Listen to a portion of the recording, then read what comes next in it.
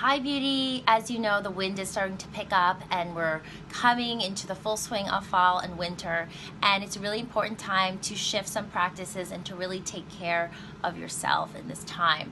So I'm going to give you some tips now on how you can best protect yourself and your immunity so you feel the best for fall. I'm going to dive right in. The first one is to incorporate more grounding foods because there's so much wind and there's just a lot of energy upward, as they would say in Ayurveda, a lot of space and air energy. We want to bring in the grounding elements to help us stay warm and centered and feeling really good and really present in our bodies, and also really protected and fortified.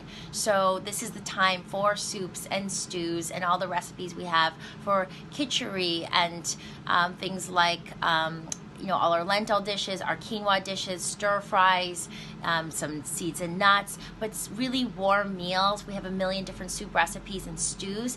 This is the time to bring that in. I'm a huge fan of one pot cooking, so I've been making the khichdi all the time again now that we're coming into fall, and I would really encourage you to check that out as well. This is also the time to incorporate more of the fall seasonal veggies just to keep really in tune with the environment. So check out what's growing, what's being sold at the farmer's market, things like Brussels sprouts and cauliflower, and you'll see all these amazing veggies now that are coming into season. And the more we eat in tune with the seasons, the better our bodies fortify and integrate with the elements around, and it keeps us strong and it keeps us feeling really healthy and connected. My third tip is to sip on hydrating, grounding elixirs and teas. I've been having a lot of golden milk myself. There's different recipes we have on the website, but even just warming some almond milk or some coconut milk or hemp milk, adding in turmeric, black pepper, cinnamon, some cloves, any sort of warming spices like that. It's going to feel really nice and nourishing. Also, this is a time for having holy basil, known as tulsi tea, anything that feels grounding and de-stressing, because the swirl of wind and vata can actually lead to more stress. So we want to have those really nourishing teas. Along those same lines, we also want to make sure that we are really nourishing our digestion. Ayurveda says when there's a lot of vata, it often leads to constipation, which is a very common thing in the fall, believe it or not. With the stress, with everything going on, we're starting to eat heavier foods. So this is a great time to make sure you're still incorporating Detoxy, which is our supplement. We'll include a link in the transcript below, where it's oxygen-based. It is not a laxative, it's not habit-forming, but it keeps everything moving through. It keeps movement, it keeps stagnation from happening. It's very important what we're taking out, not just what we're putting into our bodies. So this is a really, really fantastic time for Detoxy. Now, as we go into fall, let's not forget our largest organ, which is our skin. It's really important to keep our skin nourished. If you do practice a self-oil massage, Abhyanga, something I talked about in Radical Beauty, now is the time to switch over to sesame oil from coconut oil, which is warming. It's also really important to use the right moisturizers in our skin and our face to prevent chapping and the pH and the moisture levels from our skin getting depleted. So things like argan oil and black seed oil, and also having plant stem cells and everything really nourishing is so key.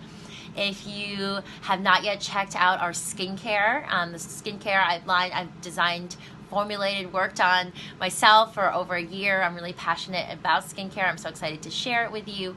You can check it out on the waiting list on our website. The link is directly below. And we have the most amazing moisturizers, serums, cleansers, eye cream, and so on. So please check it out. And lastly, I'll say, as the more I go along this journey, the more I realize it's not just about what we eat and what we're doing physically, but really taking care of our hearts, of our emotions, of ourselves spiritually. Everything affects everything else. The gut-brain axis isn't just going up from the gut, it's going down from the brain into the whole body. So if you haven't yet also checked out very exciting new offering called the Feel Good Circle. This is where we talk about monthly themes like living courageously and tapping into inner peace.